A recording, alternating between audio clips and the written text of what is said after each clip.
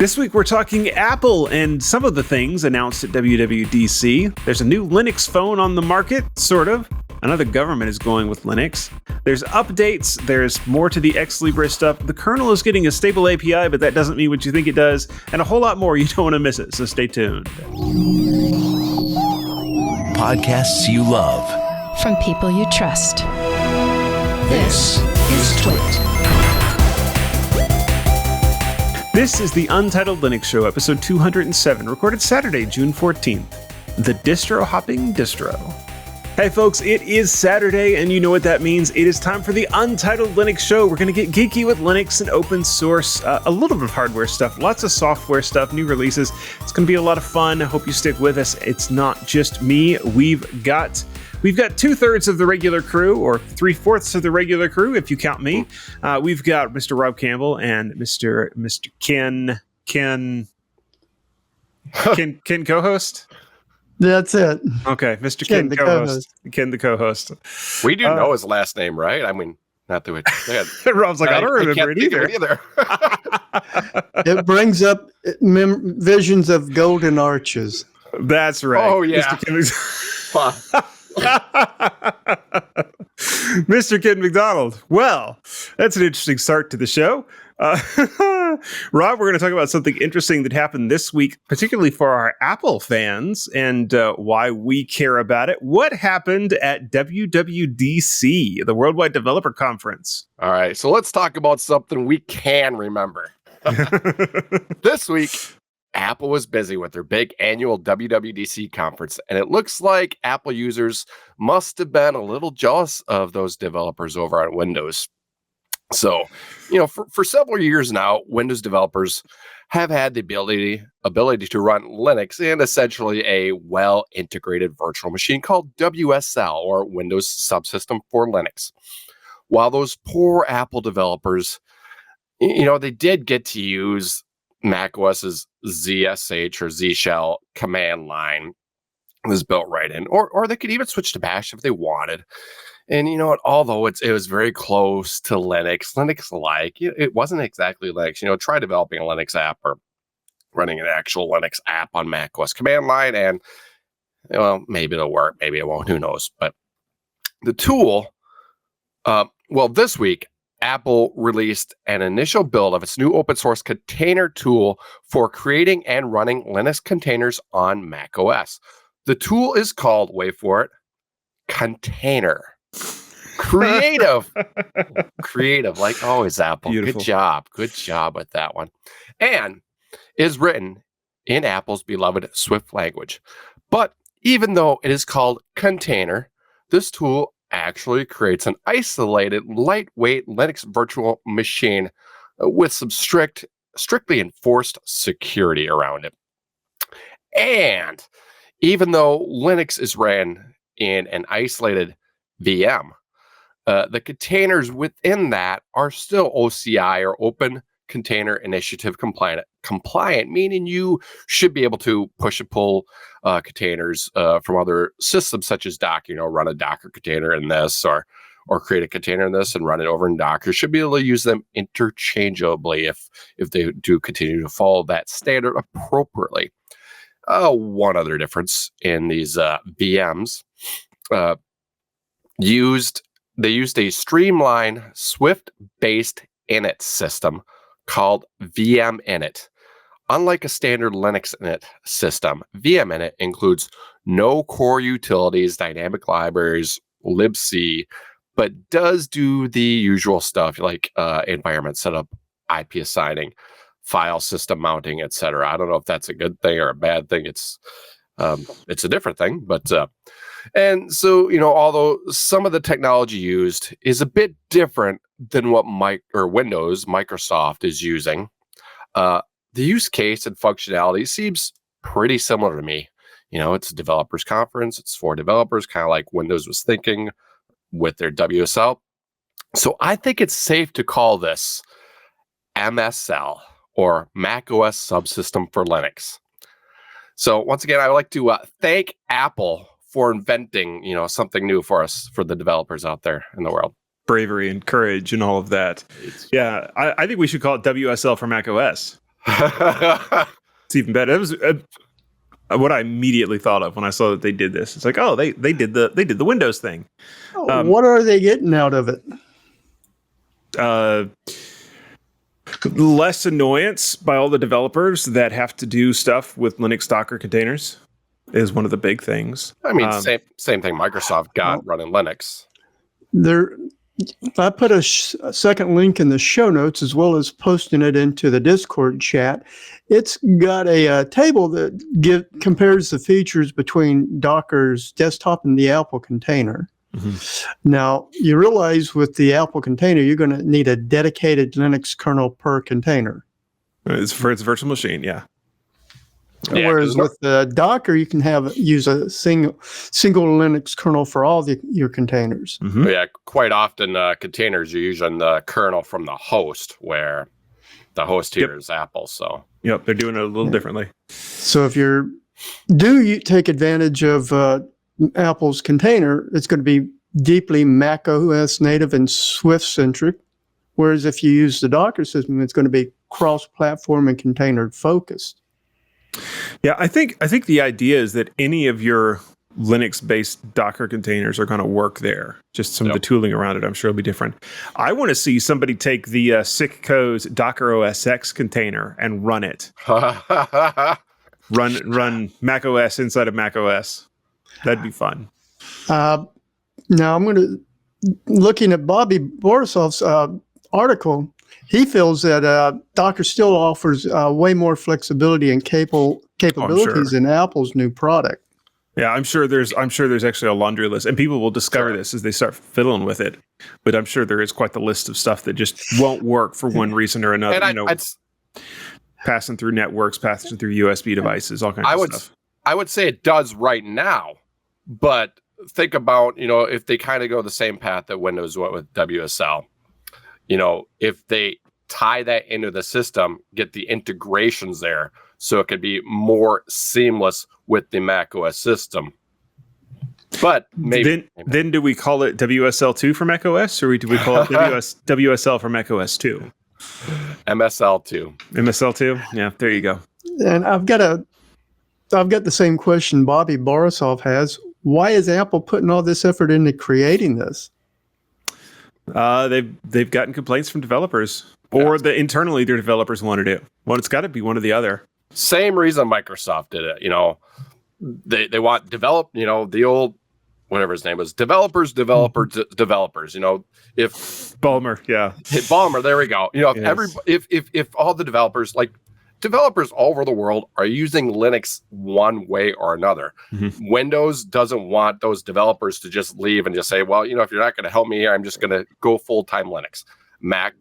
Apple doesn't want their developers to transition away to full-time Linux, away from their stuff either. So if they give them these tools and options so they can use Linux within their ecosystem without leaving it, it helps them keep those developers with them.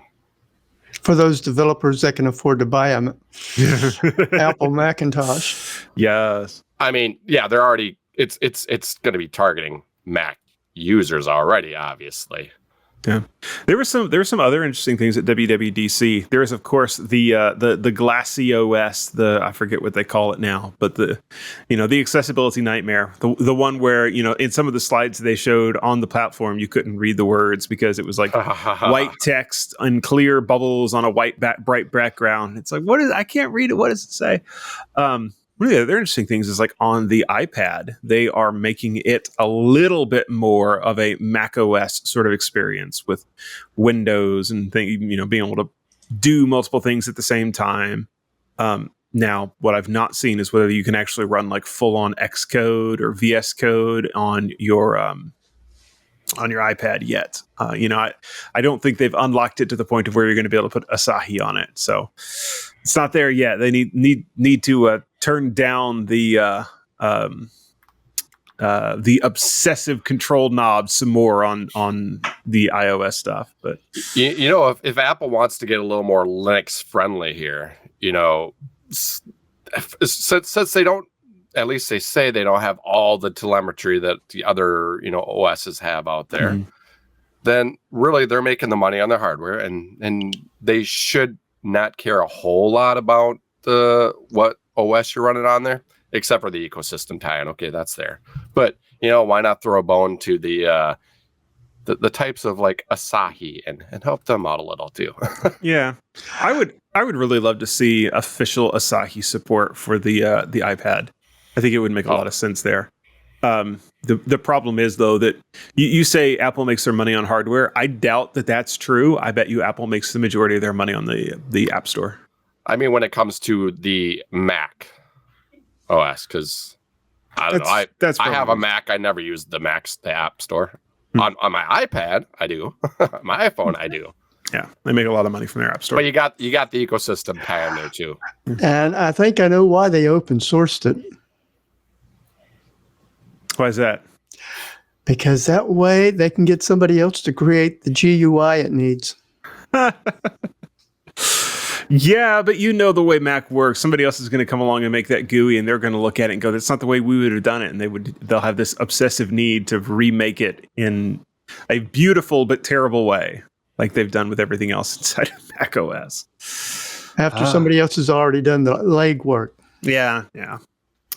All right. Well, let's talk about something. I don't know if Audacity runs on any of the Mac machines, but Audacity has a new release. Ken, it does. All right, there you go. Is it on the App Store? Can you get it on the iOS devices? I don't know. But Ken, it's been a while since I used it. I don't remember. What's new? Well, this week, Bobby Borisov and Marius Nestor wrote about the popular open source audio editing software that we call Audacity, releasing version 3.7.4 to squash bugs and smooth out the user experience. Now, they both wrote about it fixing a crash that could occur when closing large, unsaved projects, as well as another that popped up when using real-time effects with delay compensation. This release also improves the effect preview to work when the track is muted. Now, according to Marius, Audacity 3.7.4 also addressed an issue where the studio fade-out feature would create a new clip when it was applied at the end of a video clip. According to Bobby, Mac users on older systems will be happy to hear the update resolves compilation issues on legacy Mac OS versions. That's not going to make Apple much money there. Now, I've only covered some of the various technical fixes mentioned in both Bobby and Marius's articles. If you do want more details, just follow the links in the show notes. Yeah. I have been happy to see Audacity continue. There for a while it got forked and there was quite a bit of drama around it. And it seems to be stable and sort of boring now, which is nice in an open source project. And I was looking at what version comes with Ubuntu Studio 2504. It's the previous one. Yeah, it's not surprising. It'll take a little bit to get updated. It may get updated sometime before 2510 comes out. Have to wait and see. It may or may not. Install the Flatpak. Yeah, you could. Might as well. Yeah, you'll get a newer version that way. That's usually how it works. And no, we're not going to go with that show title. So one of the things they added was the OpenVino AI plugins. What do we know what all these are? Oh, I see their list of effects. Music separation. You can separate a mono or stereo track into individual instruments. You can do noise suppression. Noise suppression is actually quite handy. Music generation and continuation. AI-based music. Oh, wow, that's interesting. Where's Jonathan at? You're a little too interested in AI to be the normal Jonathan I'm used to seeing. There are some things that it does well, and noise suppression is one of them. The music generation is just wild. So another one that they've added here is whisper transcription, doing audio to text with OpenAI. That is a good use of AI. That makes a lot of sense. I have no problem with AI when it's being used in ways that make sense. It's when people are like, hey, I'm going to vibe code of 10,000 line code base. I have no idea what any of it does, but here, run the code. Trust me, bro. That I don't like. But this I like. What I found interesting was that there was a problem with possible incorrect calculations in the hamming window derivatives that was fixed in this release. I'm trying to remember what a hamming window is. It's been too long since I think it has to do DSP with some of the, it's an algorithm used with the audio, with one of the effects. Oh, it's part of fast Fourier transform. Form. Oh my goodness, that is a hard thing to say. What word are you saying? FFT. FFT. Yeah, that's where you take music, you take audio, and you break it apart, and it gives you the graph of your different frequencies in it. It's the window function. Anyway, let's move on to something a little more interesting or less interesting, depending upon who you are and what you care about. So last week, we ended the show by talking about the X11, Xlibre stuff, and more has happened. And I'm going to kind of come back and take the opposite viewpoint as I did last week. I'm going to kind of give you the opposite side of the story about what's happening, because more things are happening, and it's interesting. And I get a little bit of behind the scenes look from some of the chat rooms I hang out in with some people like the Fedora devs, and I get to see what's going on there. So quick recap. What happened is, well, over the last few years, all of the people that were doing development on X11 moved over and started and then began doing development on Wayland. Wayland is finally getting to the point now it's good enough that people can start using it, and it doesn't drive them bonkers. Doesn't make us crazy to use it.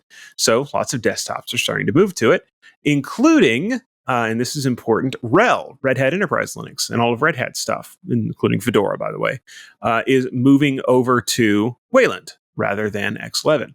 Well, one of the things that means is the engineers on payroll at Red Hat are no longer fixing things on the old X11 codebase, which means that X11 is basically unmaintained. And so there's been a move to make that official, because all of the people that really understand the code base are off working on Wayland. And so there's been a move to make it officially unmaintained. When that happened, there was a developer that came along and said, oh, I'll maintain X11. And so he started working in the free desktop GitLab and basically started opening issues and writing patches, all kinds of stuff like that. Let's see, his name is Enrico Weigelt. Like, he's been working on X11 for a while now as basically the sole developer. He got banned from the free desktop GitLab, and they've gone through and they've closed all of his patches and pull requests and issues that he made. And people have kind of been up in arms over that. And I partially still am, but I got to thinking about something. And so here's the counter thought to all of this. It's ridiculous to think that the free desktop GitLab should, that they have any responsibility to host the code and issues of their somewhat hostile fork. And that's what Xlibre is. It is a reasonably hostile fork. It is hostile to the idea that X11 is dead and it needs to be gone. One of the reasons that this is such a pain is because, well, there's several things.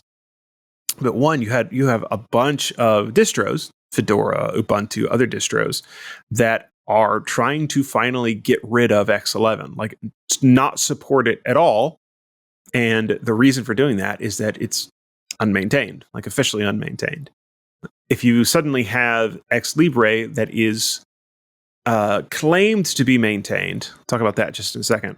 But if there's a claim that it is maintained, well, then your users can ask for it. But something you see in places like Fedora, where it's a very sort of democratic way of doing things, you can have just any of your maintainers come along and package it. And so this has been a problem in Fedora before in trying to go from X11 to Wayland. Like with the KDE stuff, this was a problem where the people doing the work on KDE said, we're going to drop the X11 backend, we're going to go only to Wayland. And you had this kind of rogue maintainer come along and say, I don't care. I'm a maintainer. I get to do this. I'm going to start packaging the KDE X11 stuff again. Well, so the answer to that was, it doesn't matter here in a couple of years. This has been a couple of years ago. The thought was, well, it doesn't matter here in a couple of years. X11 is going to be unmaintained, and therefore we're going to drop it from Fedora for that reason. Well, suddenly you have Xlibre, which is claims to be a maintained thing, and you then have this this kind of leadership problem, really. Like, what is a distro going to do with some of these decisions to make, and who gets to make that decision, and can one maintainer come along and kind of overthrow the will of what everybody else wants to do with the distro? It gets into those questions. And then one of the other things to really keep in mind is X11, now Xlibre, is a lot of code, and it's very old code. And in some cases, it is very broken code, particularly from a security perspective. And I am not convinced that one maintainer is enough to be able to say that it is maintained code. And I think there are some things in there that are so badly broken, there's no fixing it. So I do not want to see it in my distros. Now, the other side of that is, yes, it is absolutely free software. It's GPL. And so if somebody wants to fork it and take it and keep working on it, they can absolutely do so. But there's no guarantee that lands in anybody's distros. You can't force a distro. I have a problem with the idea of one maintainer being able to force a distro to include software when the rest of the maintainers don't. So that is kind of the more nuanced and the other side of the argument, for me at least. I'm curious if you guys have been following this as well, and if you have thoughts. Well, I posted a link to an article by the Register that touches on a valid point: accessibility. Haven't seen much about providing accessibility under Wayland, but the Xorg or X11 has had that in there for a while. Yeah, I'm not super familiar with that, because obviously I don't need any of those accessibility technologies. I know some of them work. Like, you can get a magnifier in Wayland, and that's not a problem. What is it? Screen readers that sometimes have a problem. But there's been a lot of things done to Wayland to fix those kind of problems here recently.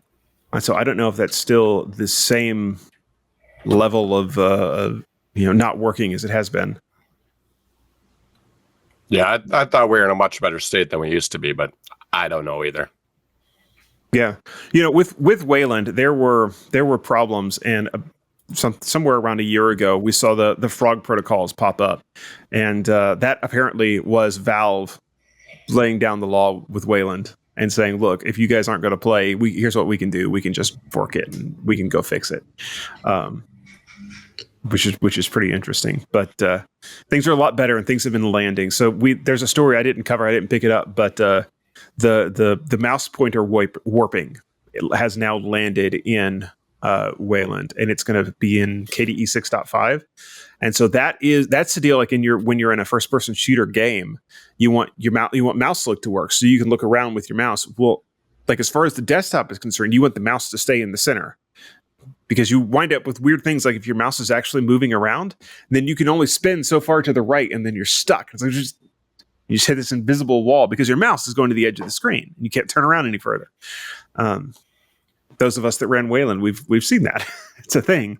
And so they've finally implemented that standard in Wayland. There's a lot of those that are finally getting done because, again, there was some pressure put on the knuckleheads at Wayland from Valve. Yeah, or try playing a game over like a remote desktop tool or protocol, and it does that too. It's Indeed. Or try playing a game where you've got your system set up with multiple workspaces, and you are going all the way to one side and go into the next workspace. Yep. With this specific, topic though, I don't have any strong opinions. I haven't really been following this specifically. Mm-hmm. In general, I love to see X just go away. I mean, that's what I always say all the time on here. But if there are some accessibility needs, then that may be a fair point. I would just have to look into that more. Yeah, I hear complaint whenever we talk about this. I hear some complaints that there are accessibility problems. What I've not ever seen is proposals over on the Wayland GitLab to fix them.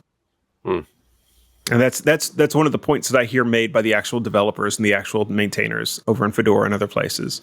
It's like I wish these people that have problems with Wayland would actually open issues and write some code and try to get things fixed, rather than just clinging to the old X11 as kind of their favorite thing to not let go of.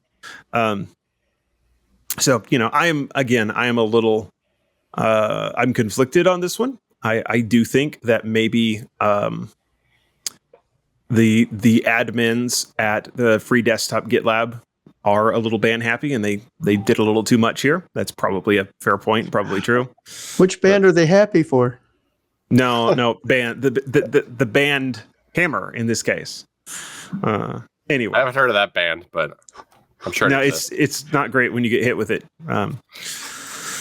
Anyway, let's Especially move on. Sledgehammer. Yeah, indeed. Let's move on. Peter Gabriel? I think it is, yes. And let's talk about a Linux phone. I bet it runs Wayland. I bet you can't hit it with a sledgehammer either. Why? Because it doesn't exist yet? That's the only reason I could think of. So, but right now it's starting to feel like about once a year, there is a new, possibly exciting announcement for a new Linux phone. And well, 2025 is no different. Besides concerns of Linux being ready for the phone market yet, is it yet?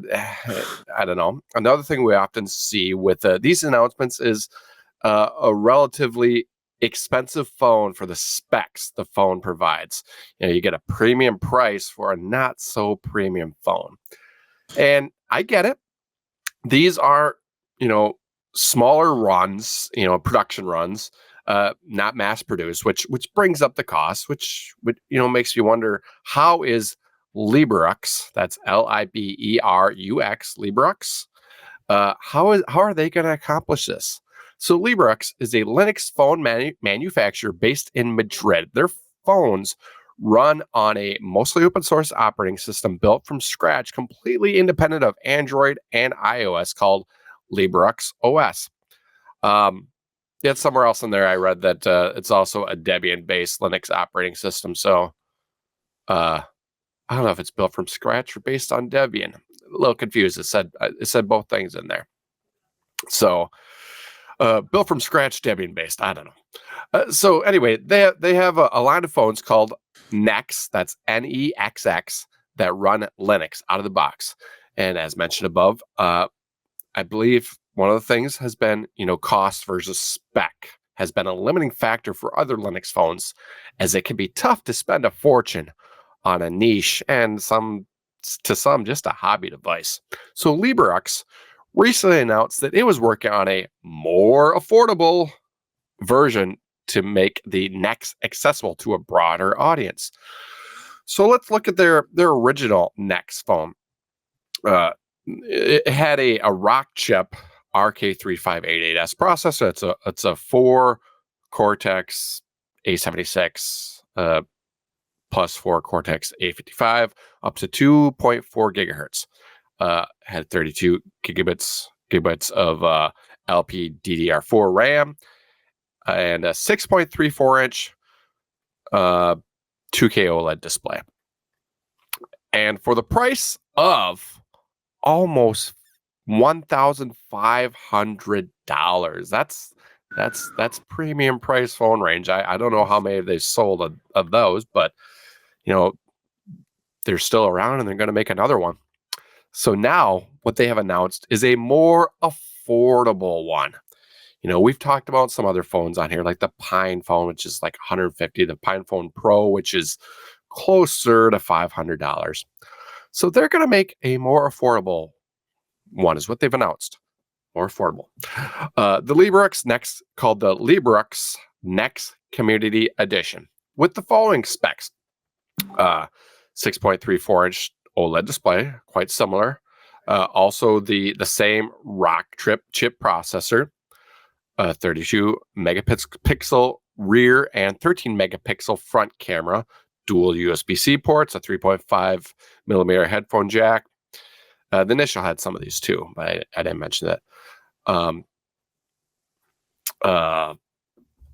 5,300 milliamp battery. A lot of the similar specs, very similar, but but cheaper, because you get all of that now for right around $900 on Indiegogo, which compared to the other phones I have shared on the show, that's still kind of too expensive, I think. So, but the plan is to have, it's probably more quality. I think it's definitely more quality than the regular Pine phone. Well, I say definitely, I have not had my hands on any of these. The specs sound more quality. But if you compare this, if you're making a phone that's comparable to, say, like the higher end Android iOS phones out there today, if you're able to make a quality phone that's comparable, where Librux is actually comparable OS that you can use as a daily driver, the cost in and of itself might be okay. But for most people, we're still looking at a niche product that is likely to still be something mostly hobbyists will use, unless they really, get a product out there that anyone could use. Because, one of the other problems is, at least for in the US, I hear it's different in other countries, but the US cell phone user, here in the US, of course, if they are, if they're looking for something that could actually replace their current daily driver for a standard user, it needs to be available sold from U.S. cellular providers to really get a spread. Even the Pixel at the beginning, when it wasn't sold, had a hard time getting off the ground, really, and that's from like a big, well-known provider. With the crazy prices we pay for cell phones, a lot of people, most people I know of, they're financing their cell phones through the provider. So the price just kind of blends right in with their monthly bill, and they don't even know. And then they buy those multi-$1,000 phones. I'm not going to be.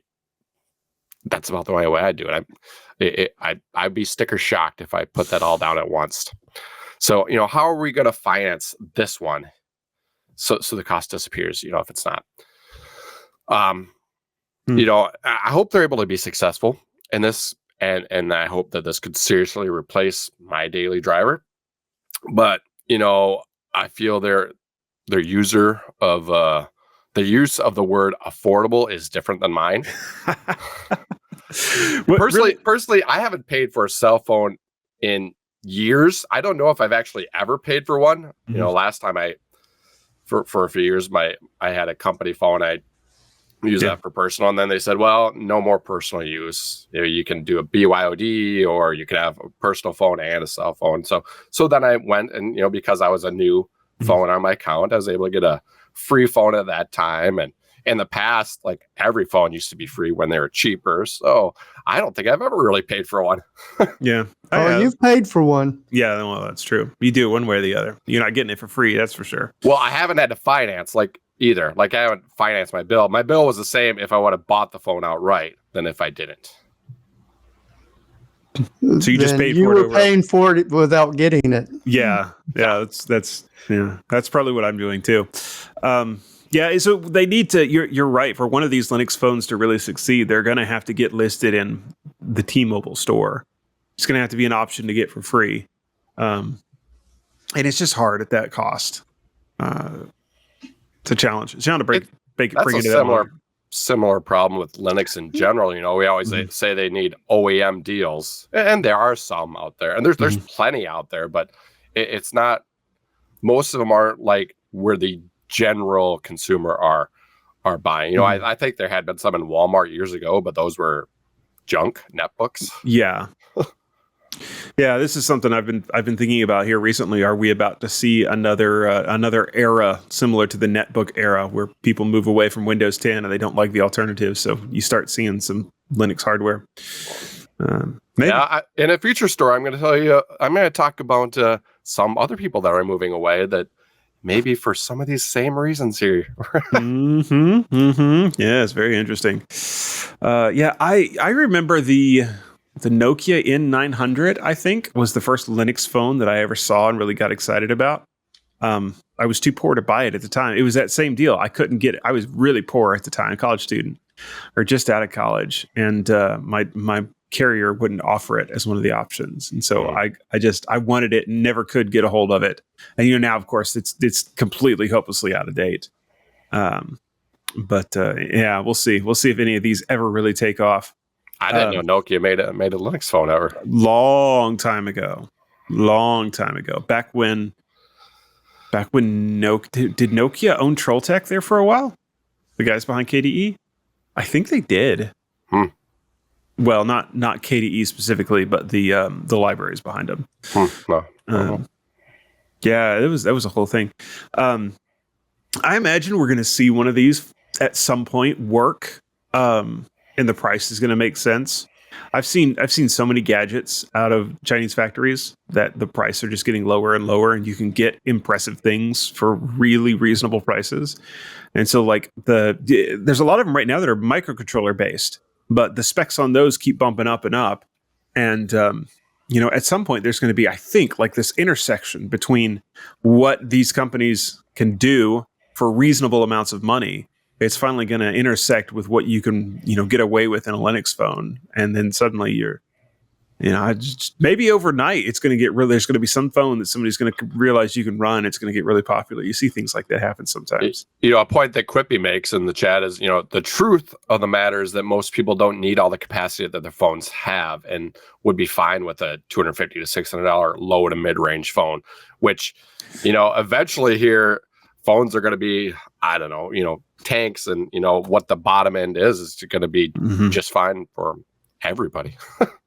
Well, but the other thing you've seen is that as the hardware has gotten better, the software has gotten less and less optimized. Yeah, worse, really. It's gotten worse. And so now you've got liquid glass on everything. Well, that means that every time you draw something to the display, you've got to do a full GPU pass on it. And so my current phone is getting laggy, and it's not that old. I've had time to reset it. I've had older phones in the past that never had this kind of problem. Same brand of phones and stuff like that. Just older models, yeah. Sometimes what's going on there where they get laggy is the battery is getting weaker, and the firmware detects it and turns the speed down on the CPU so that you get the same battery life, but it makes it laggy instead. I think it was Apple that got caught doing that and got in quite some trouble for it. Yeah, I'd rather get the speed. I'm usually close. Maybe you could just detect if I'm on my home Wi-Fi or something and give me the power. What's your charging habit with your phone? Probably every night. Mostly every night, or in the car when I'm traveling. Yep. Yeah, every once in a while I look for like the cell phone and large phone and small tablet market, and I get a little sad because there's some devices that I would really love to see, and just either nobody makes them or nobody has made a refresh of them. Like a decent Android 7-inch tablet. I would love to have it. You know how long it's been since they've made a 7-inch tablet? It's like since 2013 was the last time somebody made a good one. It's ridiculous. I would love to see another Palm OS based tablet and/or a phone come back, because it'd make you feel young again. Yes, I don't think that's going to happen. Somebody might make a Linux phone with a Palm OS style skin on it, but that's going to be about it. But you think back through history though, and things have changed so quickly. Like BlackBerry used to be such a big deal, and BlackBerry just disappeared almost overnight. It seems like Nokia used to be such a big deal, and then Microsoft bought them, and the curse of the Microsoft phone stuck to Nokia. But some of this stuff changes so fast, and it would not surprise me. Again, it would not surprise me to see some company, probably out of China, because that's where so much cutting edge manufacturing is happening right now. One of these guys make a phone, do something like what OnePlus has done, but not use Android. It's interesting. You talk about Android. So Google has made some changes with the way Android gets distributed. Not the full-on AOSP, the Android open source project, but the device tree bindings for the Pixel phones they have stopped publishing those. That was kind of a big deal in the Android hacker circles in this week too. I don't have a link for that at the moment, but I know there was at least one place where the headline was Google kills AOSP. And it's like, that's not quite what's going on, but we're certainly not excited about what Google is doing.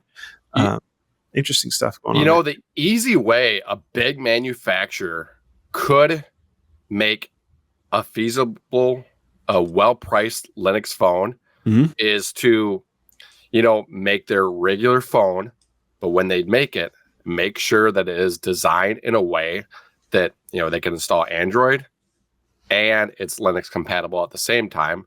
So they can do their regular normal run of Android devices, take a few out of that run and put Linux on it as it is. And well, so that was the thing with some of the OnePlus phones, actually. I saw several people that were taking OnePlus phones, and because of the CPU that was in them and the way that it was not locked down, you could run the vanilla Linux kernel on it. And so that was actually a thing from I know OnePlus there are a few for that you can install on there, but if the manufacturer made sure it was that way, they could install it themselves, with one extra step and sell them. Yep. All right, we've talked a lot about little Linux on cell phones. What about the other end of the spectrum? Ken has a story about big Linux. And I'm going to start off by asking, is anyone in search of a perfect system? A perfect system. That'd be nice. I'm not sure what that looks like, though.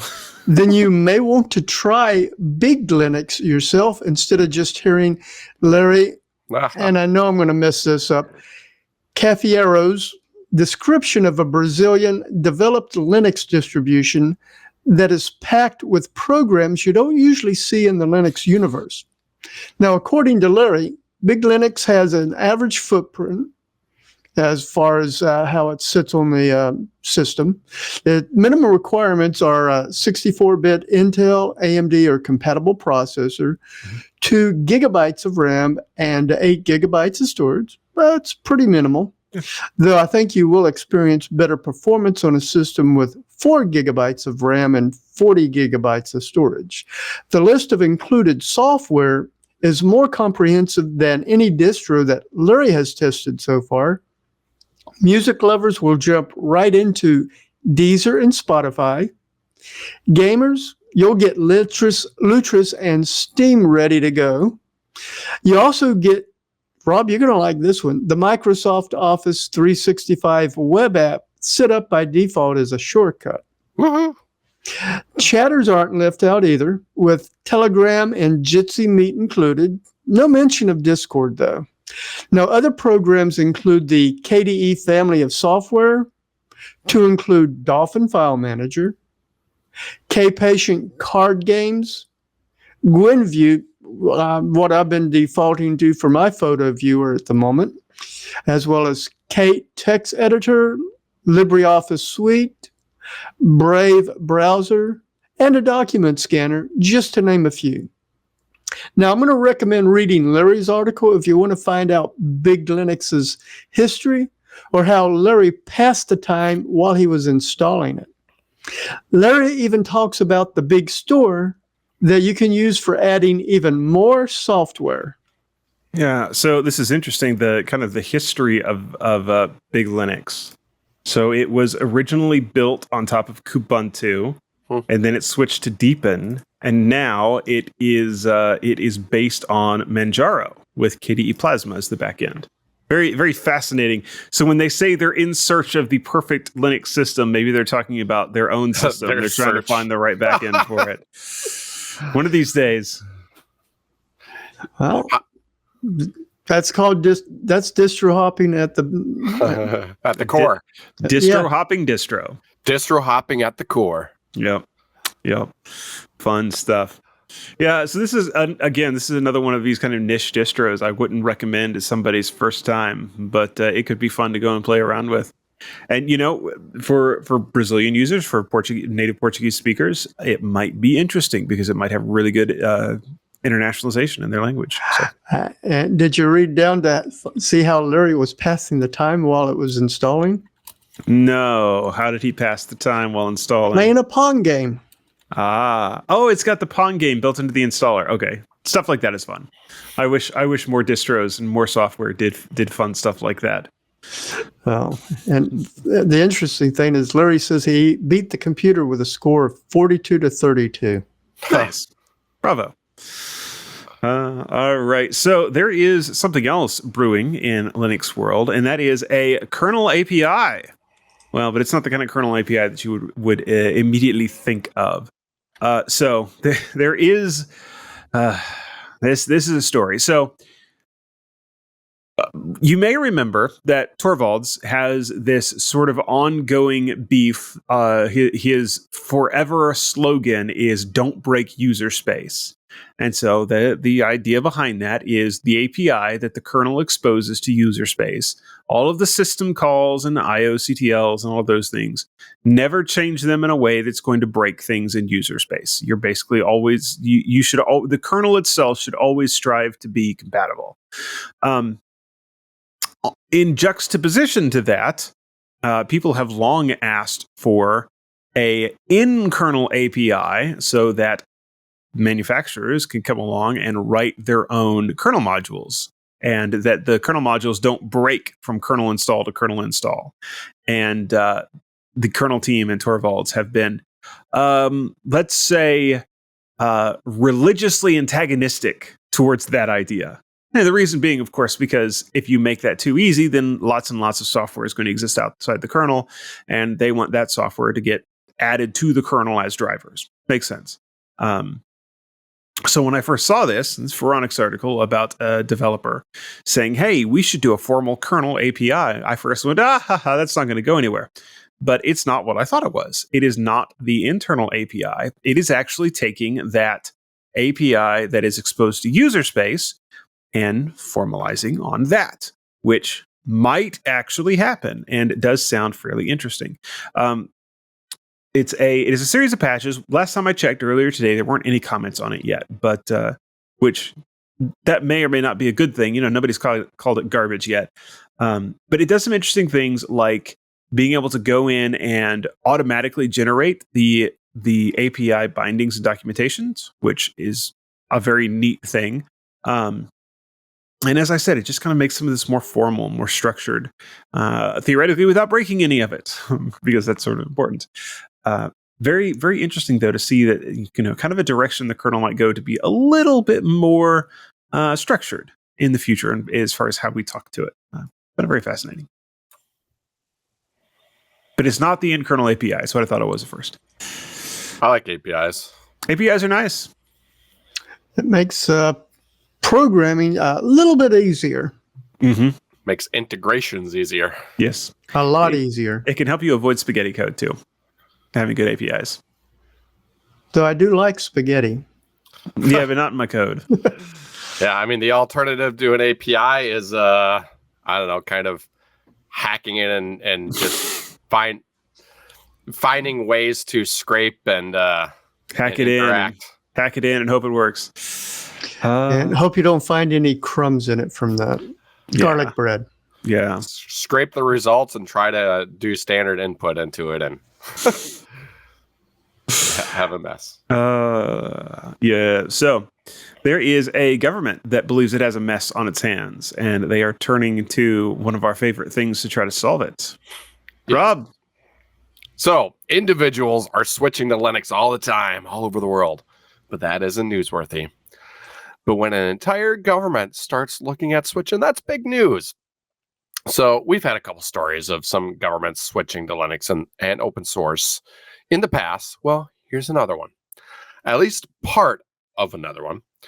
So up to half of the employees at Denmark's Ministry of Digital Affairs will be switching to Linux in place of Windows and move from Office 365 to the leading open source productivity suite, LibreOffice. And if all goes well, the plan is to move the rest of the Ministry of Digital Affairs to follow. The Danish government's digitization strategy is making digital sovereignty a priority for all government departments. Like many countries, they just want greater control over their own digital infrastructure, data, cloud services, and open source is kind of about the only way to really achieve that effectively. So score 1 for open source there. If it doesn't go well, they do admit they could fall back to Microsoft, as some others have done in the past. I think there's some German governments that have gone back and forth here and there, but it is 2025 now, and it should be a lot easier to switch than a decade or so ago was. Also, 2 of Denmark's biggest municipalities, Aarhus and Copenhagen, have reportedly switched from Microsoft Office products already, citing concerns over the use of US-based tech under the current new US government. So that's kind of their reasons they cited. Now, I'm not going to get too political, but it's no secret that many countries right now aren't too happy with the current state of the U.S. government. Be that as it looks like just one more thing. Be that as it is. It's just one more thing that could help out Linux and open source. So my conspiracy theory, all the upset, it's just to help out open source. No, I'm just kidding. But it's just one more thing in the long list. One of that list, some of those things are going for us is subscriber fatigue. Subscribe to another thing, and you have to subscribe to everything to get it. Now with open source, Windows 10 end of life and stricter hardware requirements to go to Windows 11 is hopefully another thing that'll help us out this year. And now I guess the U.S. government, being that a lot of the big companies like Microsoft and Apple are U.S. companies, if you don't like the U.S. in general or the government, I guess that's another reason you move. And then there's all the improvements to Linux, like Valve and Linux gaming, and all the improvements we've seen lately that really make it a very feasible way to go for almost anybody. So 2025 is looking like it could be a good year for Linux and open source all around. Yeah, so I remember in the past, there was a big government that was using Linux, and several years ago, they famously switched back to Microsoft. And I remember you dug into that story, and I think was it in Germany? It was someplace in Europe.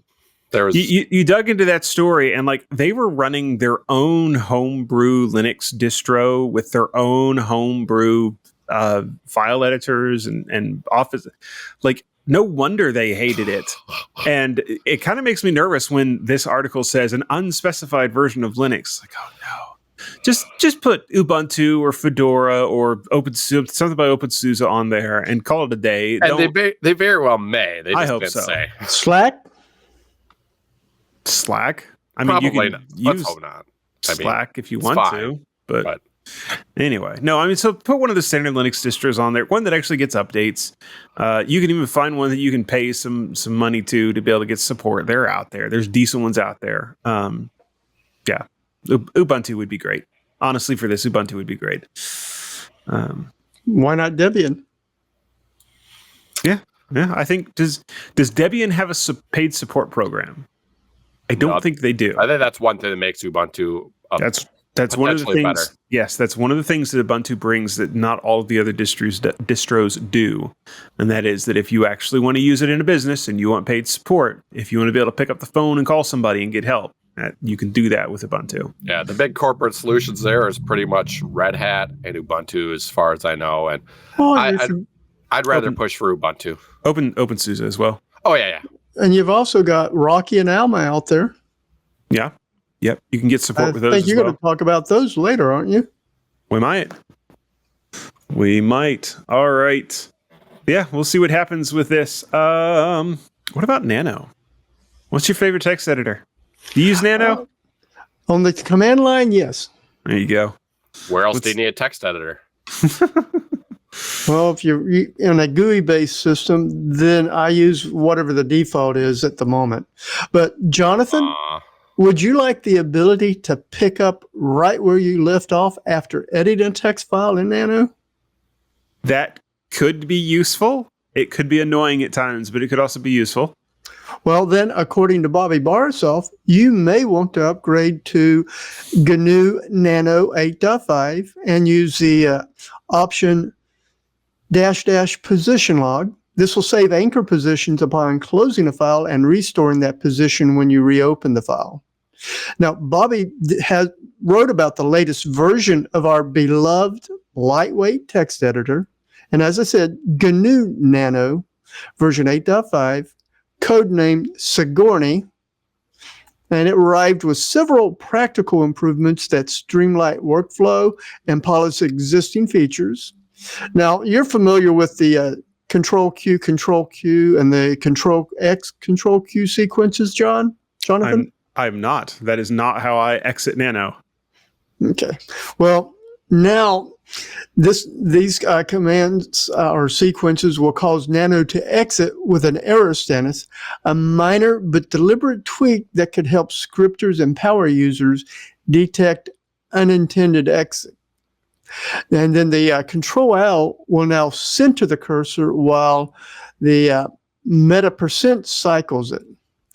Bob even talks about an undocumented option in his article that you can read about. Have you read ahead to see what that undocumented option is, Jonathan? Nope, not yet. What is it? Oh, you want me to just tell you? I mean, he doesn't give it away. He tells you what it is. It's the -- white space option, but he doesn't tell you what it does. I don't think he took the time to dig through the source code. I haven't done that yet either. Curious. Probably shows or doesn't show white spaces as a special. Possibly. I know I've seen some other editors that do that. Like they show a symbol for a tab and a different symbol for a space. And it could be fairly useful to see what's going on. Gedit has that as an option that you can toggle on and off. I would assume that the it's not documented yet because it's unfinished. It's probably like a test preview. The -- white space is the equivalent of the Konami code. Type this in to get the 8.6 or 9. What's that now? It'll be an 8.6 or 9. Oh yeah, and then one of the next releases. Yep, makes sense. Okay. I still enjoy Nano. It is my on the command line. It is still my text editor of choice. Yeah. What's your current version? Do you know? Let's see. On this one, it's 6.2, but on my main machine, get logged into it. Nano -- version. Well, on my Ubuntu Studio, it's 8.1. 8.1 on the Fedora machine behind me. The Pop! OS machine is old and out of date. I may need to install Fedora on this little laptop. You know, even if I am not on the command line, if I'm on the GUI, I open up a terminal and I go to Nano.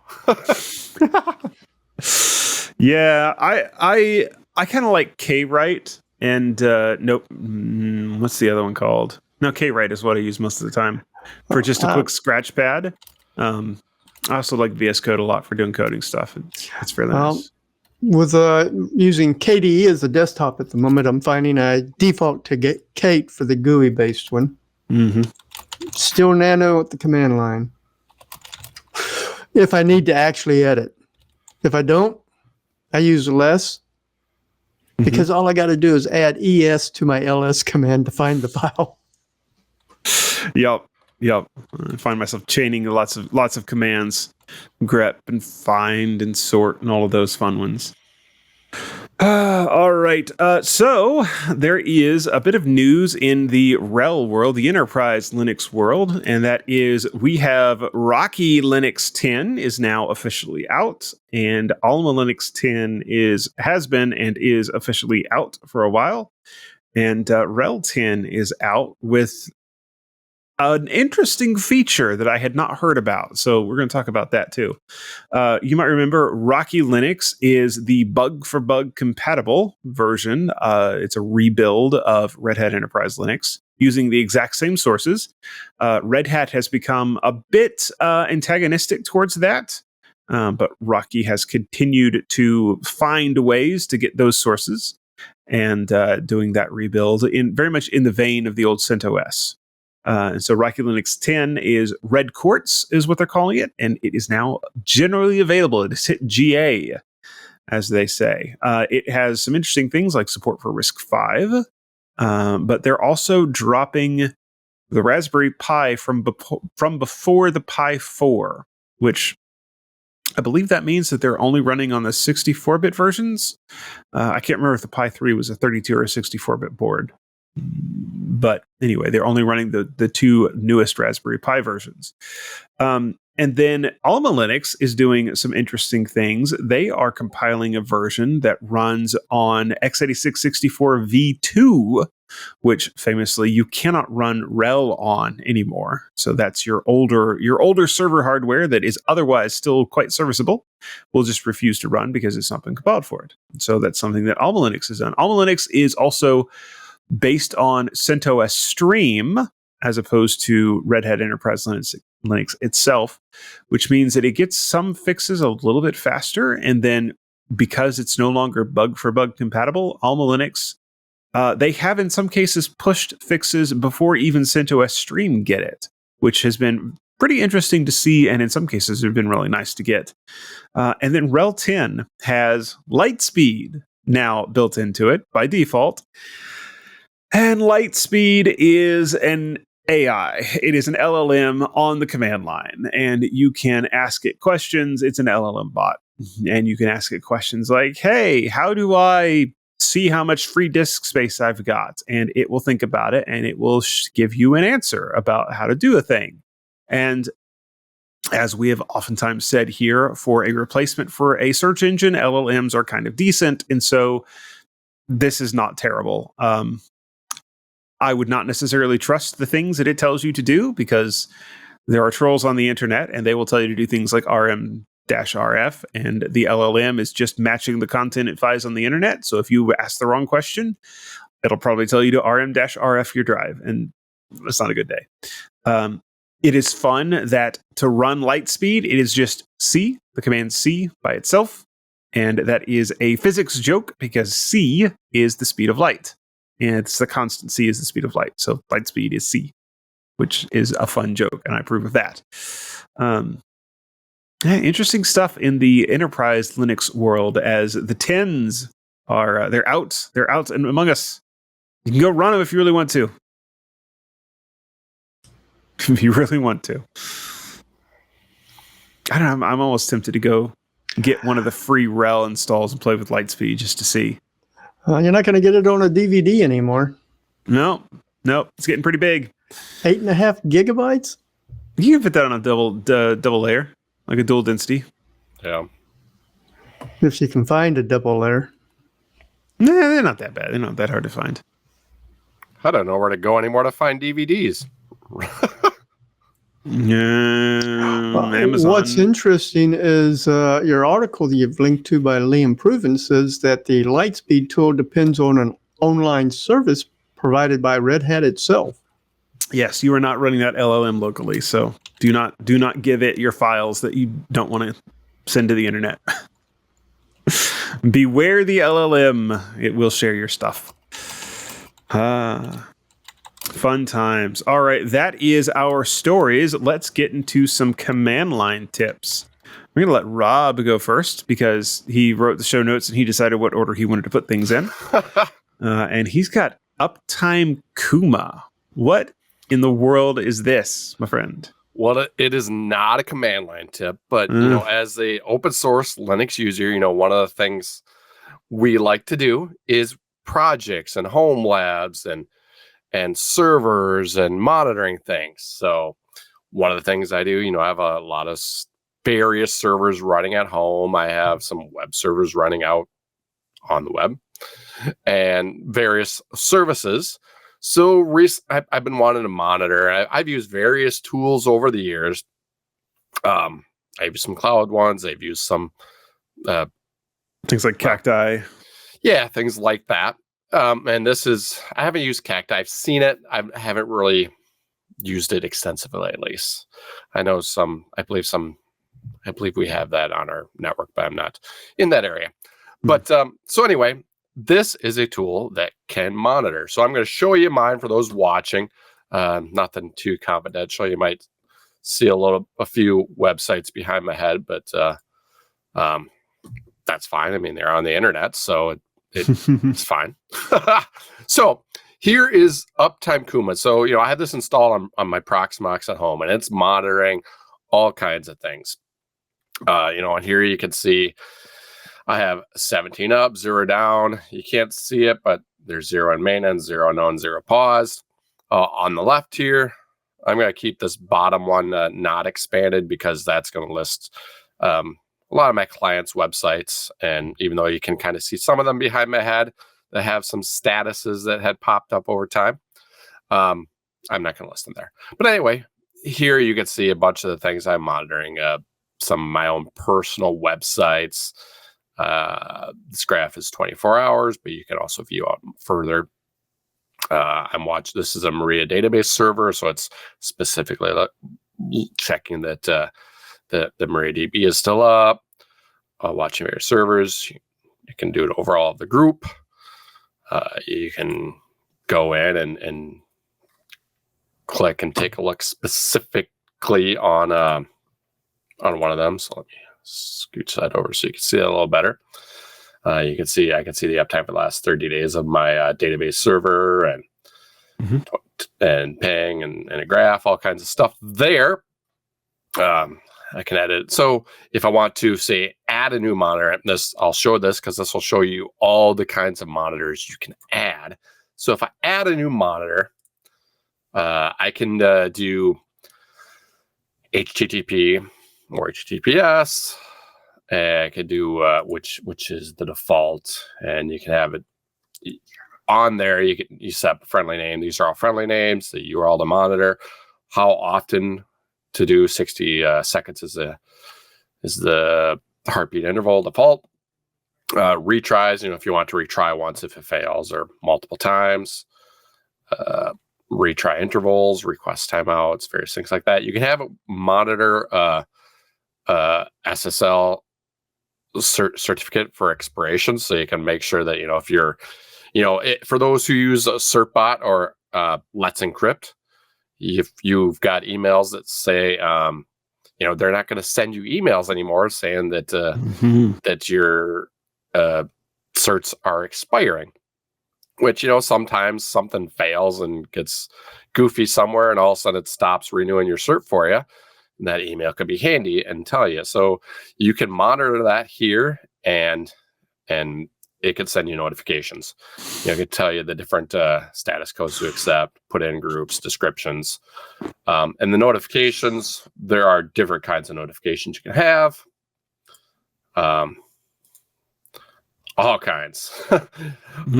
Almost, I don't know, anything. Slack, Teams, Pushy, OneBot, whatever, all kinds of things. I have it going to email, and I have it going to Home Assistant. There's Home Assistant, so I have that sending alerts to Home Assistant. That way it actually sends the Home Assistant app. It just pops on my phone if there's an outage. You need to have red lights that flash whenever something goes really wrong. I thought about that because I have water sensors in my basement, and I have that turn all my lights red if it detects water. All my lights red in the house. And my speakers say water detected in the basement. So I thought about adding that too. I don't know if the rest of the family needs to be alarmed. You need the you need the old Star Trek red alert sound. I could. So I'm Go not to red alert number one. I'm not done yet though. Okay. But I was going to go through all the things you can. So HTTP, TCP port you can monitor. You can do a ping, just a simple ping monitor for pretty much anything that accepts ping. You can do a keyword. So I do a lot of this on a lot of my sites. You'll check the website and you have a look for words or phrases on your site. Then if maybe the site responds, but it's not actually loading your page or what's expected, it will call it down. Oh, and you also can authenticate too if you have to. You can look for a JSON query, a keyword. You can monitor DNS, Docker containers. Not quite sure what this browser engine is, but it's beta. You can do a push. So you could set up, say, a cron job and have it push to this. So basically this expects a GET request on whatever occurrence you do. And if it doesn't receive that, it counts as down. You can monitor Steam game servers, GameDig, MQTT, Kafka producer, SQL server, Postgres, MySQL, MariaDB, Radius, MongoDB, Redis. So you can do all those things, monitor all the things, get alerts when it's down. And yeah, so, and also if you are providing services to people and you want a status page, you can have a publicly facing status page that people don't have to log into, so here's mine. I'm logged into it, so it shows the edit and go to dashboard button. Let me get to this one. Well, I guess whatever. So it shows the edit and go to dashboard button, but since they wouldn't be logged in because they're not me, they wouldn't see this in here. Like if you have like maintenance planned, like you're gonna upgrade your web servers, if you're doing site hosting, you're gonna do maintenance. You can put a banner up here, scheduled maintenance Friday, blah blah blah, 1 a.m. to 3 a.m. or whatever. Or if there's like some kind of major problem, you can put something up there that notifies you, yeah, we know it's down, there's a fiber cut or whatever somewhere. Yeah. We're working on splicing that, and so you could put stuff up there that your clients can view and see. So there we go. Uptime Kuma, monitor all things. Mm-hmm. I'm curious. Do you know? Can it talk to like MD RAID and keep an eye on your hard drives, let you know when one of your drives dies? That I'm not seeing that in the description. No, but you probably could make something work either with the push. You can maybe have something. You can have something that monitors it and then sends a push notification to this. That you could probably do that or something else. Yeah. I don't know. I see a feature request here from earlier this year. They got closed because the developer says, I don't have time to work on this. This is going to be a big lift. It's not for me to do. Oh, looking for that specific thing? Monitoring raids. Yeah. Yep. Yeah, you could probably make something. Oh, probably. Not too difficult. Plug it into it. It's interesting that you bring this today. I've got something similar, kind of on the other side of the fence. But yeah, fun. All right, Ken, you have another Pipewire. Yes, I'm going to show you how you can manage object parameters. Now, let me go ahead and give you a definition here. Parameters of an object are data with a specific, well-defined meaning, which can be modified and read out in a controlled fashion through the Pipewire API. They are used to configure the object at runtime. Parameters are the key that allow WirePlumber to negotiate data formats and port configurations with nodes by providing information such as multiple supported sample rates, channel count, as I demonstrated when I created that node I was using the other week, as well as positions, sample format, and available monitor ports. PW-CLI allows you to view parameters with the enum-params or just by typing E. So I'm going to switch to let's go ahead and transition over so you can see this. And I'm going to demonstrate using the enum-params. I've already got it typed out here. So I can just copy and paste it.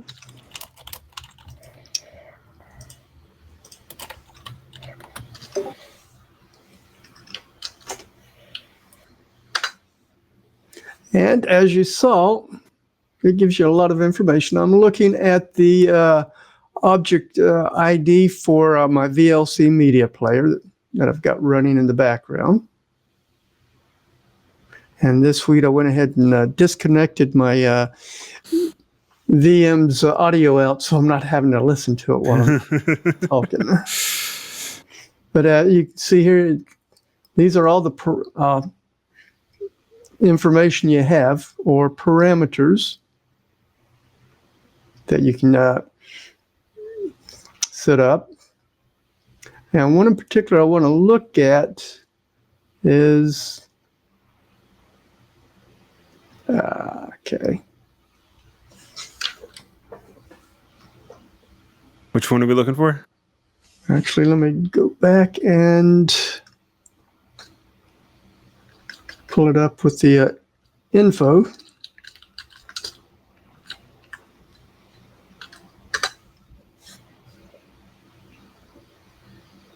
And up here,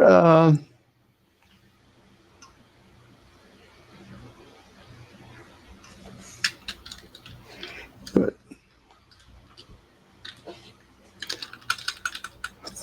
let's look at it for the ALSA output. I know it's there. Let's say this is a time where you could pipe it through grep and grep for just what you're looking for.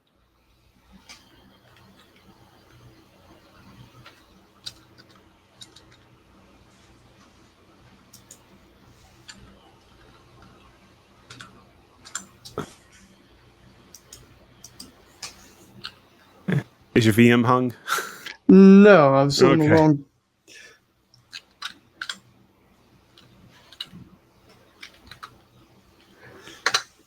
No, not enough light on my keyboard.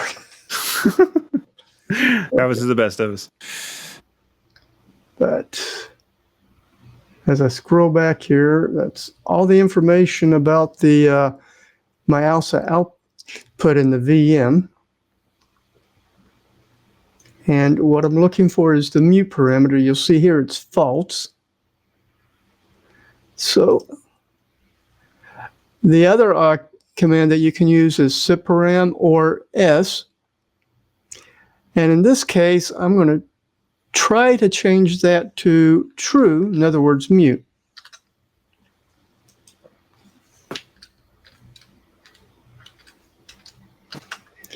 And there it is. And it acts like it did, doesn't it? Yeah. But unfortunately, when I pull this up and scroll back up to the beginning where it's got that,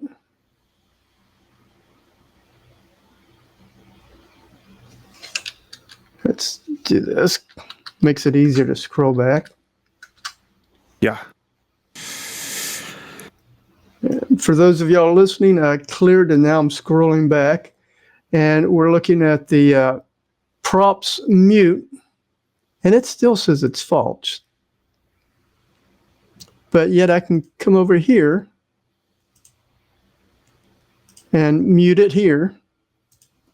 With the GUI tool.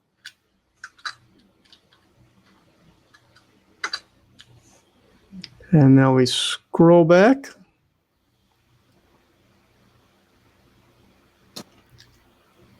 Get that.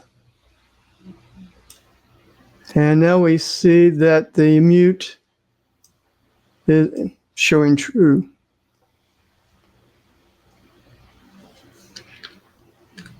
But if I go here,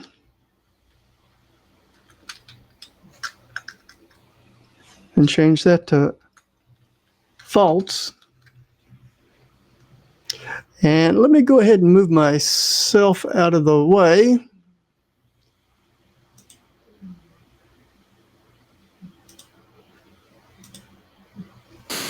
So y'all can see right down here that is showing that the audio is muted.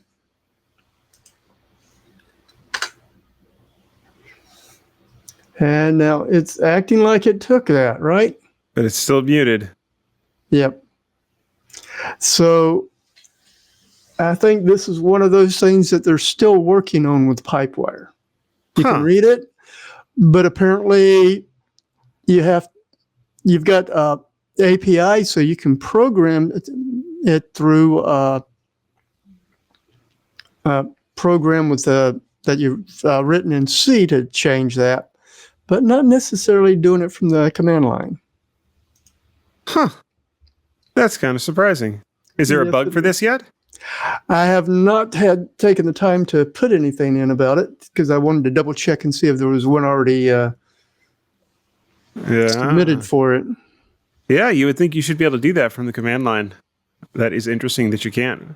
Well, so Ken, next week you can tell us how to submit a good bug report to be able to get something fixed in your favorite library.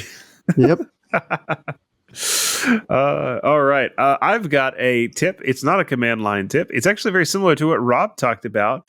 I'm going to tell you about a service that has been very useful for me over the past couple of days, and that's Datadog.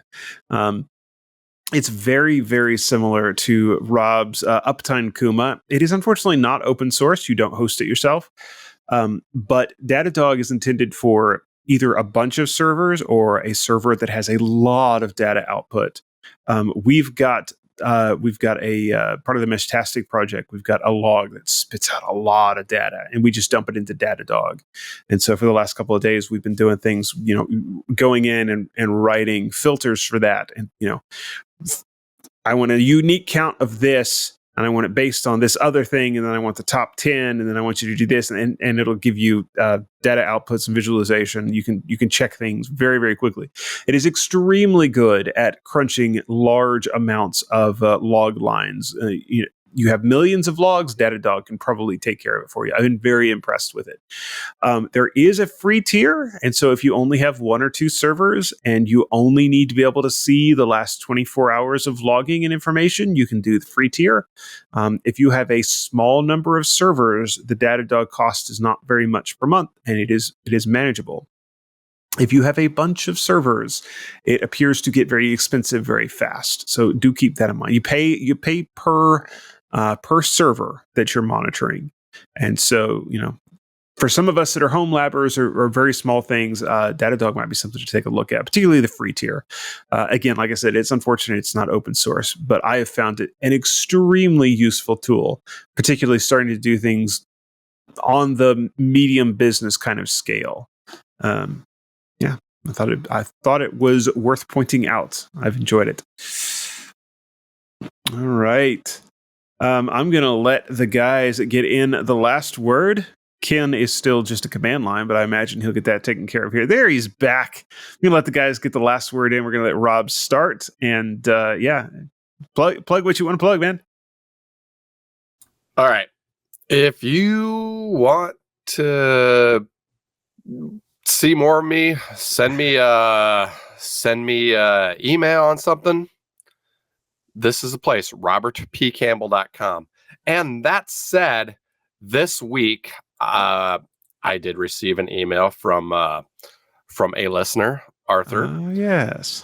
He sent me a picture of a license plate that it essentially said Ubuntu on it. I figured maybe I shouldn't actually share the full license plate online, but yeah, probably not. It was basically for Ubuntu with some numbers and various things in there from a specific location, obviously. So anyway, but yeah, it was a fun license plate they shared with me, and he asked us a question which we didn't get around to answering, but we'll have to see if we can provide help on that. So anyway, if you want to be in touch with me, you can go to robertpcampbell.com.